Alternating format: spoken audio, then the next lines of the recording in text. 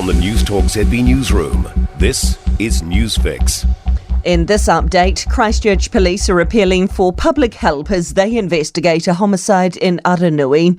38-year-old David Bridgewater was found dead on Carisbrook Street on Thursday morning. Police are seeking sightings of a green Holden Commodore with the registration BGE 263. Detective Inspector Nicola Reeves says people shouldn't be afraid to share evidence. I understand that people can sometimes be reluctant to speak with police, so I would also just like to remind everyone that information can always be provided anonymously via Crime Stoppers. A legal expert suspects Donald Trump will get back onto the Colorado ballot. The Supreme Court will decide if a decision to ban him is legally correct. It's because of a constitutional rule which bans insurrectionists from holding political power. The ruling of the Supreme Court case will apply to all states.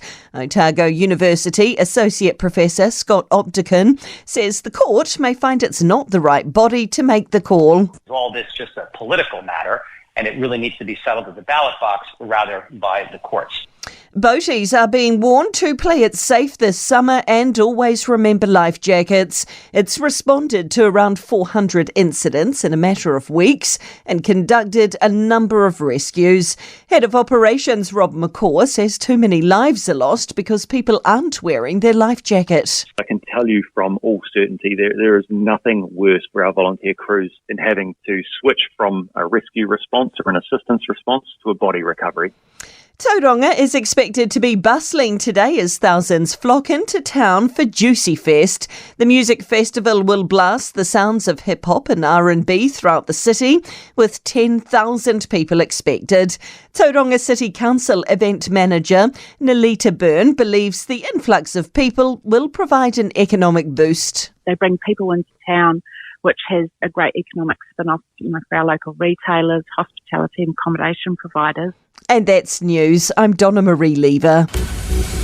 To sport, Ukrainian tennis star Elina Svitolina believes her physiotherapist may be the busiest person in Auckland. The number 2 seed has survived a gruelling encounter with world number 71 Wan Shi-yu to set up a dream final at Auckland's ASB Classic. But before Svitolina faces Coco Gauff in the decider, she's focused on getting her banged-up body back in shape. The priority is my health. I left everything on the court. I played like there was no tomorrow. Just tried to win, and it happened. So I'm really happy with that. And now recovery and just take one day at a time. Unbeaten half-centuries from Glenn Phillips and Dean Foxcroft have led Otago to an 8-wicket Super Smash T20 win over Northern Districts in Hamilton.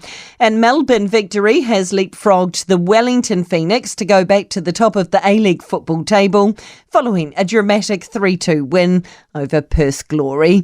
And that's sport. For more news, listen to Newstalk ZB live on iHeartRadio.